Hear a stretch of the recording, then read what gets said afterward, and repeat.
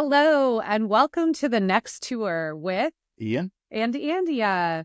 Thank you so much for joining us today. We are on episode 10. Yay, so excited. And this is Transition and Influence with our friend CZ. And Ian is going to go ahead and introduce him today. Yeah, so we, as Andia said, Ramón Colón-López, better known as CZ. So dear friend of mine, we've known each other for several years now. So CZ, of course, for those of you that don't know the man, the myth, the legend, he retired in November of 2023 after 33 years of tremendous service to this great nation.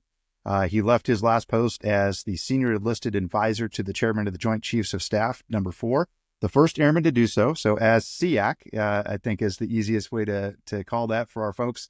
It is literally the pinnacle of an enlisted person's career, and the single voice that has the most influence and advocacy for, the more than 70% of those that wear the uniform are enlisted corps. And so, yeah, very, very grateful to know you, my friend. Very, very grateful to have you on here.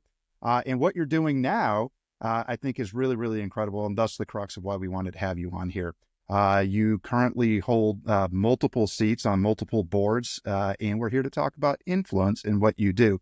And not to be outdone even more, he's also an accomplished author. So we'll talk not so much necessarily about the book, which is wonderful, by the way, but it's the message, and it's that influence piece and the ability to make life better for others that you continue to do in this next chapter of your life. So CZ, welcome. It's good to have you, my friend. Thanks, Rance. It's good to see you both, and been really looking forward to this. My apologies for some of the delays.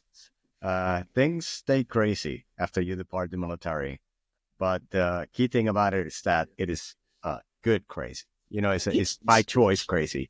So definitely look forward to engaging in this conversation. And my hope is that these lessons learned actually help people here in the near future as they transition out of the military or any industry that they may work.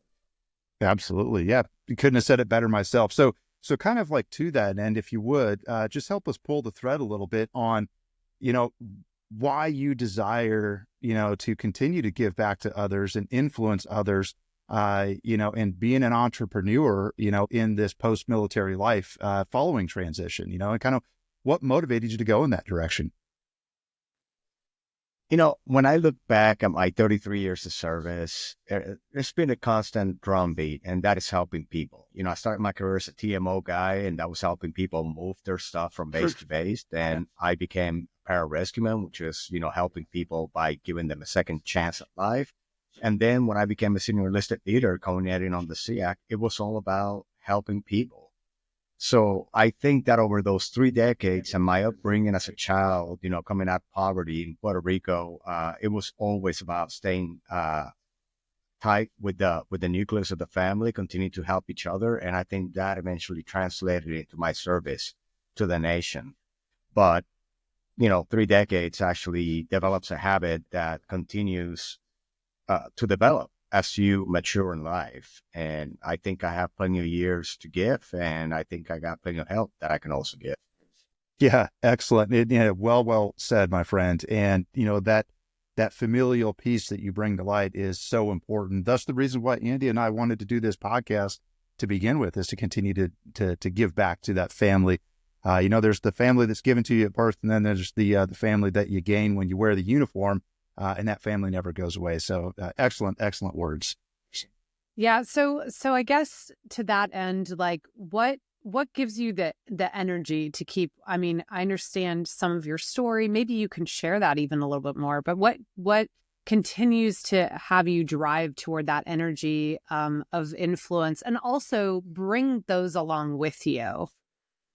I think, Andy, one of the greatest things that I rely upon is the fact that I grew up, with people around me saying that certain opportunities were reserved for certain classes of society. Oh, we don't typically get to do that, and so on. And I like to believe that I defied many odds based on the bias of the people around me when I was growing up. I always decided to just go ahead and step into the unknown to find out for myself whether it was possible or not.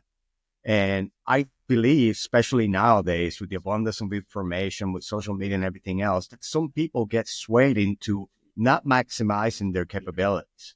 There's a lot of naysayers out there. There's a lot of people with negative connotations of what can and can't be done.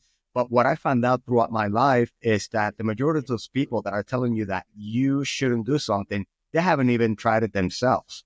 So I like to just go ahead, exercise courage into trying things without fear of failure, just to validate whether I can or I cannot do something. So I never left it to chance. I always took opportunities when they presented themselves without fear of failure in order to go ahead and either validate or discard whether that was something that I wanted to do. And the same plays on the people that actually want you to do certain things. And you to know, being in the military, a lot of people tell you, well, don't take that assignment because that's a dead-end career ender, or you have to go to this assignment because this is the kingmaker. It is all a bunch of bull. It is all about the difference that you make at that moment with the authority and empowerment that you're given that eventually defines where you're going to go to next. And the most important thing on all of this is it is that experience that eventually builds your credibility, that eventually gets you in front of the people that can potentially give you the greatest opportunities to make the most difference. And from the youngest of service member to the oldest, wanting to figure out what they're going to do next, that is the key message that I want to tell them, that they are in control of their future. Clearly, they're going to be getting opportunities. Clearly, they're going to be in certain places in their career. But, man, maximize the time that you have in order to go ahead and build your future based on your actions, based on your experience, and most importantly, based on your credibility.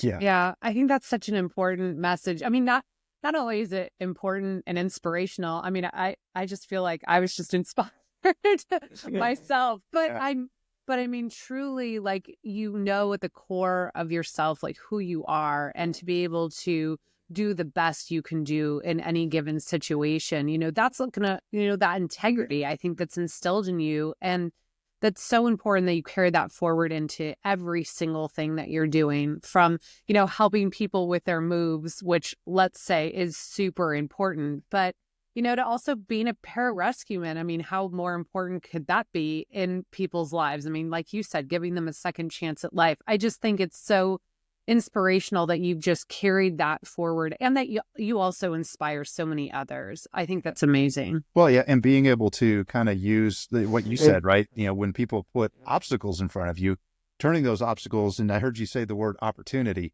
so many times in that message, and that's critical. Being able to, show folks that there is a pathway. It may be hard, it may be challenging, you may be tested, but if you don't even try to begin with, I think that some people just need that push, that nudge. And I love that you continue to give back in that way, be an inspiration, be an influence, but be a realist about it too. I love that's that resilience building that. And here's the other thing, Ian, there's next time you're in a social gathering, ask people if they have a bucket list, and I've said this before, but to me, a bucket list is nothing more than an inventory of regrets. Things that people wish they would have done when they had the abilities or the opportunity to do them, but they have stole so long to where now they go into this magical bucket that you're like, someday I will do that. But the procrastination and the lack of courage to actually go ahead and press with it eventually becomes a regret. And I've always been the anti-bucket list. If I wanted to do something, I just did it right there. And then if I failed and I wanted to try it again, then I trained to be better at it. Yeah. But I think that is one of the problems that we have with a lot of people, is that procrastination, the lack of courage to go ahead and try and do something different. And not knowing that if they do something that was unimaginable for them to accomplish, they serve as a source of inspiration for other people close to them, creating a next generation of people that are going to be courageous to go ahead and try and do things. Absolutely. And that attitude is infectious. They can say, like, one bad apple, can spoil others. But I think in the opposite, inspiration is contagious and in a good way. And just being able to see people accomplish wonderful things, and exactly why we wanted you on this podcast, to be able to kind of share those, those kind of perspectives and looking at things from a different lens too. some folks I know would counter that to say, a bucket list, oh, that's a great thing. But being able to put it in terms of, being able to seize what's next and be able to have that courage is an incredibly important message, particularly for the future of our national security and our youth, and being able to do that. And again, that's why I love Scarlett's Big Shot, that book, and that story of resilience and being able to get back up after getting knocked down. It's such a cute book. I really, really loved it. I wish our girls were a little younger. I don't know. Maybe they could still learn something. I learned something out of it. And we got several more volumes coming on. And with that book, it was just another source of, and typically, when we started with the idea, when I say we, Mike Sorelli and I, former CEO buddy of mine, we wanted to go ahead and put something different out to the public, specifically catering to the parents that one is a professional, is always gone, or even single parents that they may need the extra help to go ahead and instill that trust and confidence, build that rapport with their children. And we wanted 3 values in each book that we're going to go ahead and push forward. So the next one is going to be talking about character, competence, and commit, what it takes to actually become great at anything that you do. And greatness is not necessarily what the public is saying about you. Greatness is your fulfillment, that you have a purpose and that you're doing something good. So again, we just want to go ahead and continue to contribute to society on that lens. Oh yeah, no kidding. That is phenomenal. I can't wait to get my hands on the rest of the series as they drop. It's such an inspiration. So kind of, I'm going to take a little bit of a turn off of the inspiration piece, but now that you've been, out of the military for almost a year and a half, and you're pushing forward and helping others realize their full potentials, as you took that uniform off, can you talk a little bit about how it impacted your transition? Was there anything that you found particularly surprising about what the next chapter and in this next tour in your life looks like?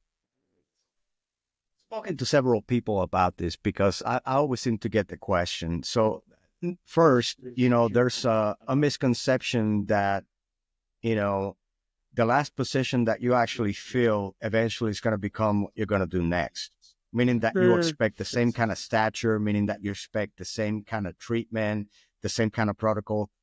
That is not true. When you depart service, you become a civilian. And sometimes you have to start from ground zero and so on.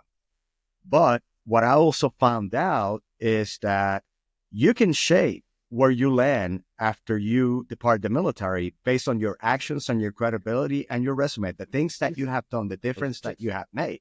So that can definitely put you in a different kind of bracket when it comes to your career afterwards. For us, we started planning transition probably about over a decade ago. So we knew where we wanted to live. We knew what I wanted, and most importantly, what I didn't want to do. And we built our ecosystem in our home to make sure that we didn't have to depend on full-time work in order to go ahead and go day by day. So financial planning, basically, were, the place where we're going to live and so on.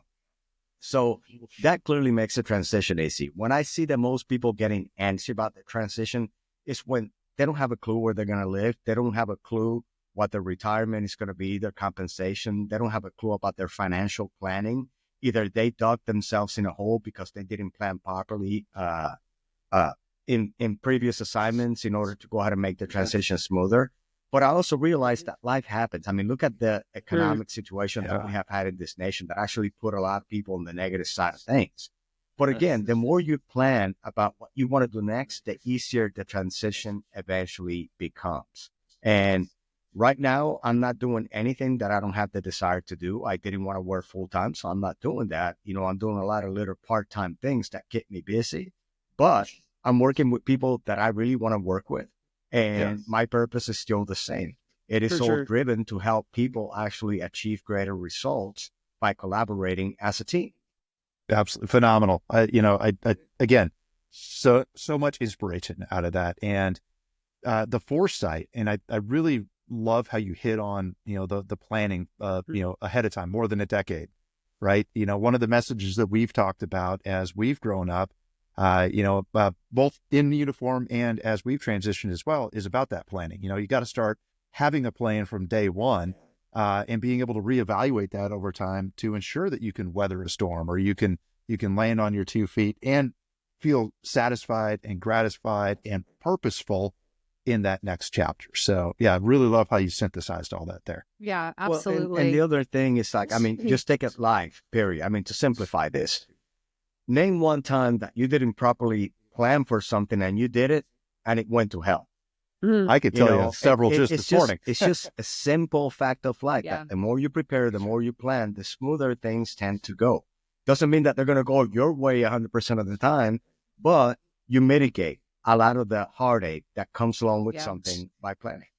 Absolutely. Yeah. And you're able to pivot, and you have the tools and resources to do so, right? Yeah. I think that's what's so important about that. And, we've talked a lot on the show about the fact that, obviously planning for a transition out of the military, whether you're retiring or you're planning right after one term to transition, you need to really start thinking about that transition from the beginning. Think about the end in mind. Think about the journey with the end in mind. But I think, and I think as a leader, I was always so impressed with Ian whenever he had a chance to speak in front of his troops, as a commander, that he would really remind them that who they want at their side when they're transitioning as well. And so that brings me to my next question, which is your lovely wife. And, how did the transition, I mean, you guys were clearly planning for this, but I'm sure there were things maybe unexpected. How did you perceive how the transition affected her? Well, I think that there are many decades of heartache, primarily because I was a pararescueman in the Tier 1 community to where you're gone the majority of the time. So Janet was always left to the devices of taking care of the home, taking care of the pets, whenever I had children. So that created a lot less stress. But needless to say, there were still many things, something breaking in the house, a pet getting sick, her having to go through special key dates without me. Mm-hmm. And the older we got and the more, the longer we served, we started getting better at mitigating that. So what we did is we created certain things, certain items that regardless of what it was, regardless of what was going on in the world, I was going to try my best to be there if she asked about something. And there were certain key things, right? I knew that I couldn't win every single one of them, but just the effort on my part to be able to say, you know what, I'm going to try to push that date aside. I'm going to try to go ahead and shift something to be there for her speaks volumes to the person that you have in your life. And she's tough. I mean, she's tough. And both of us, we have a great sense of humor. We laugh quite a bit, even in the worst of moments. Typically we break the tension with laughter. So it's about understanding one another, and just the best part is understanding the nonverbals, because sometimes resilient people don't tend to be vocal about things, but you can watch the mannerisms at some point and you're like, I think I got that one wrong, You put that cup down a little harder than you needed to. Yeah. So understanding all of those things and understanding the person that matters the most in your life, I think is key to make sure that you continue to not only cater to their needs, but value their needs in order to be better. Yeah. Well, and you hit on a couple of really neat points there, with all the time that you were gone around the world doing, wonderful things that, most people will never know about. Janet was back there, running the home front. So, and being able to lift her up and recognize the contributions, that she made to, team, CZ is phenomenal. And being able to, tout that message to others, and tell them that, the other half of that marriage is just as important as the career that the uniformed service member is taking on. I really like that message there. And I wholeheartly agree with that. Yeah. Go figure. Yeah. I know. Yeah. Shocking. I mean, you guys lived through all of this, and Ian had that extended career, and he ended up taking positions of responsibility, and some which were not as fun as others. But I think that builds a great family nucleus based on hardship and based on overcoming. And I think that is one of the greatest values of military families, is that, and they're tough.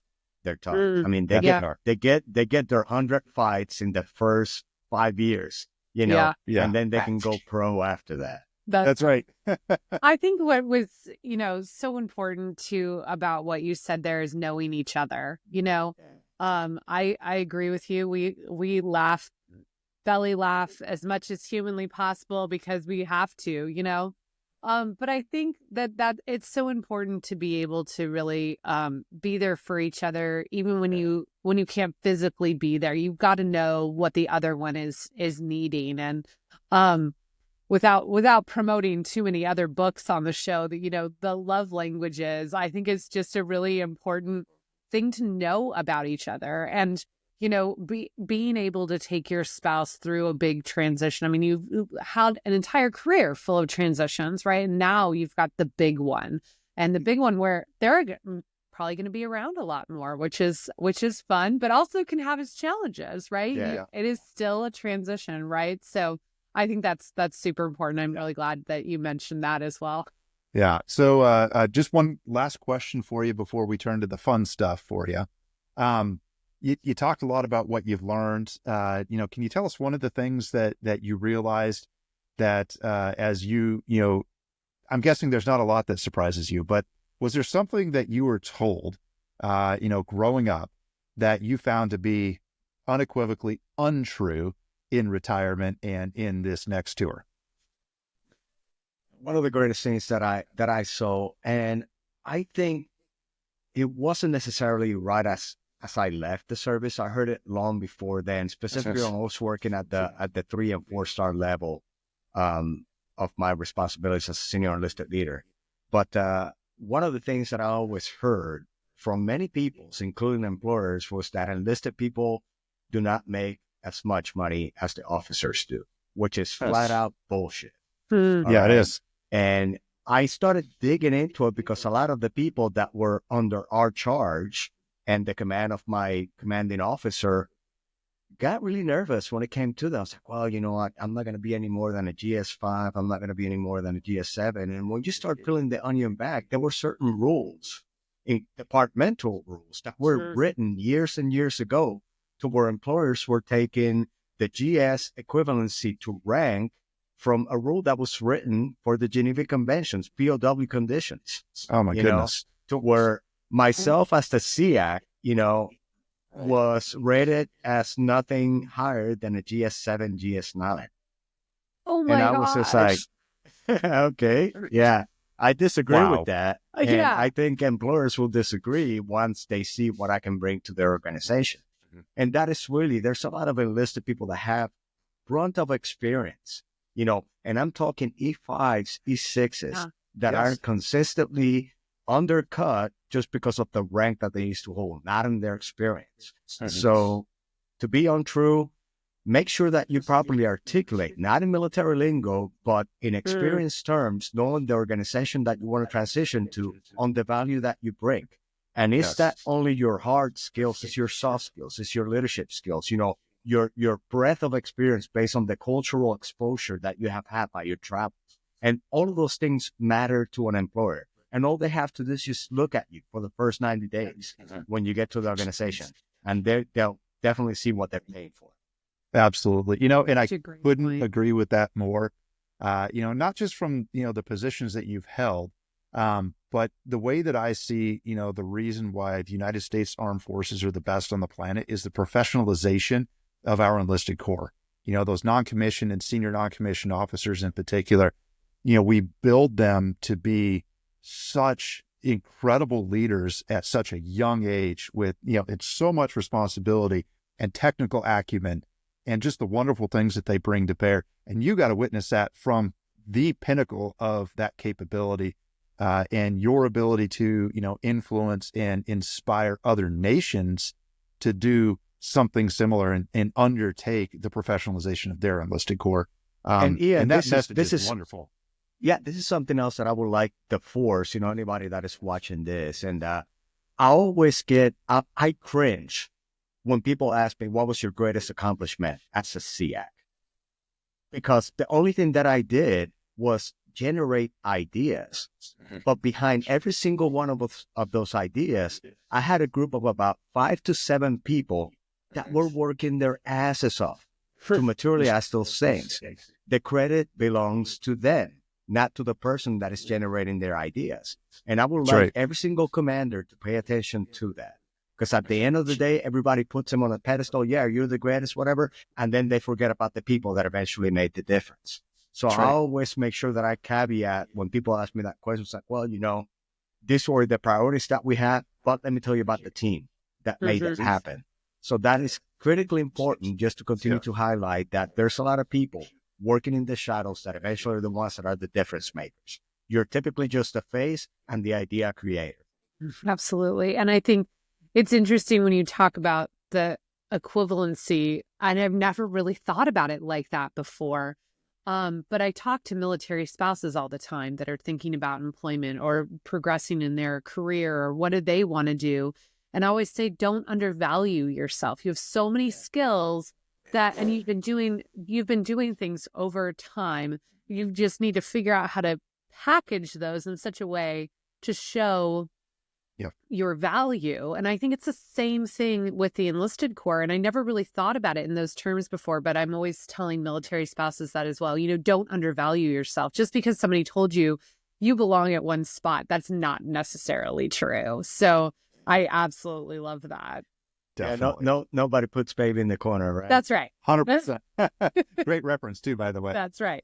I love that. And now that we're chuckling, why don't we go ahead and move into the next phase of this podcast, and we'll move into the fun stuff. So one thing that I'd like to ask you is, what's in your rucksack? So we talk about the proverbial rucksack. What are two things that you want to talk about? One that you were excited to bring forward into the next chapter with you. And what was something proverbially or literally that you wanted to just kind of leave behind and chuck out of that rucksack? On the keep side, I would like to keep in my rucksack the 17 plus notebooks of lessons learned that eventually led me to have better interaction with my human counterparts. A lot of lessons, a lot of reflections, specifically being highly introspective on what to do next and what not to repeat if it was a mistake. So that is the one thing that I will keep. The one thing that is in my rucksack that I will discard are my 11 magazines of ammunition. And I say that is because in the military, we tend to often take an overly aggressive approach to go ahead and get to right. And a lot of that comes with mayhem and destruction. Meaning you go ahead and start spraying the room, and then you basically achieve the outcome. And that is a metaphor just to say that every situation is going to be different, and you don't always have to be aggressive. Something that I was guilty multiple times throughout my career, because I'm an aggressive nature type human.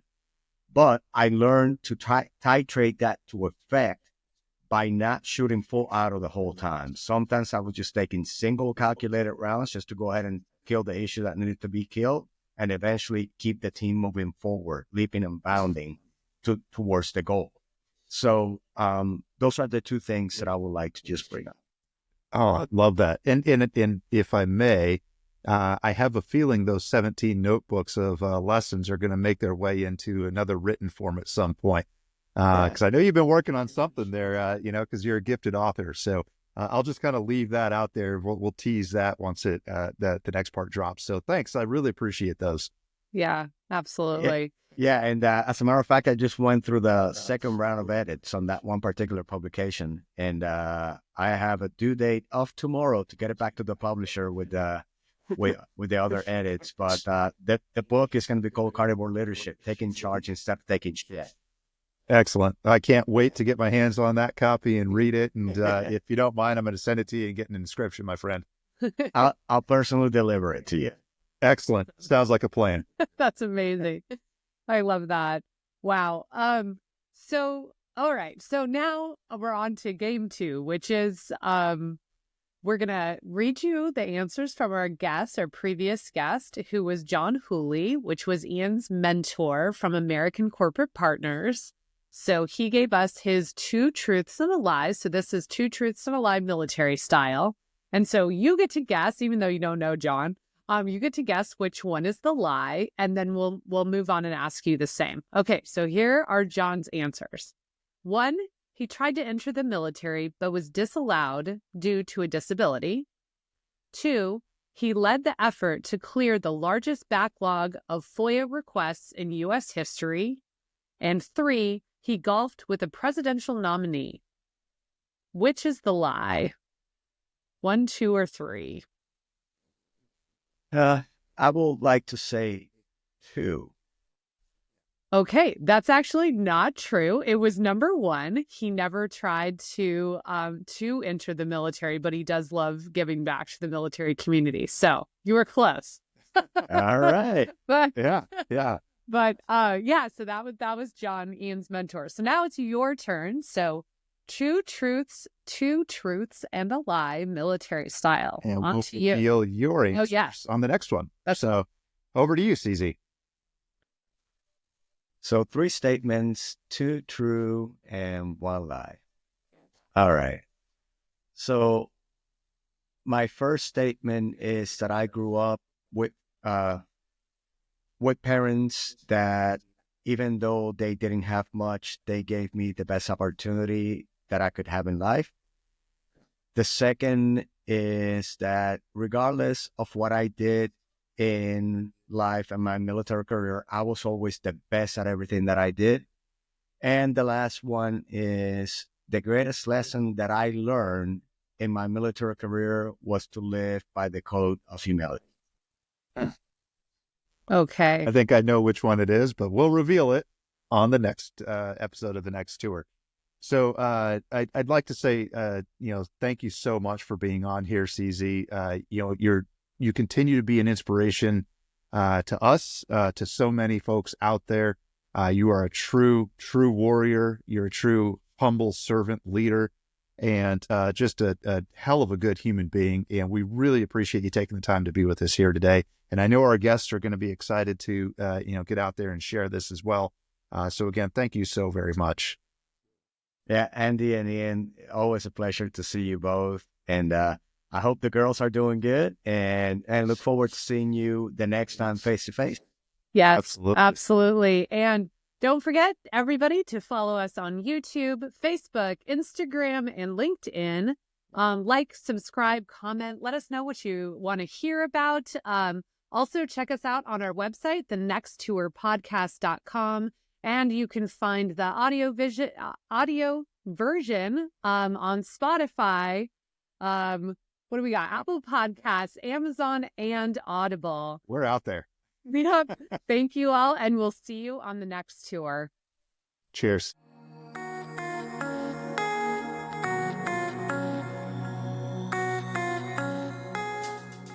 The views, opinions, and advice expressed by our guest on the next tour are their own and do not necessarily reflect the official policy or position of the podcast, Ian, Andia, or any affiliated organizations.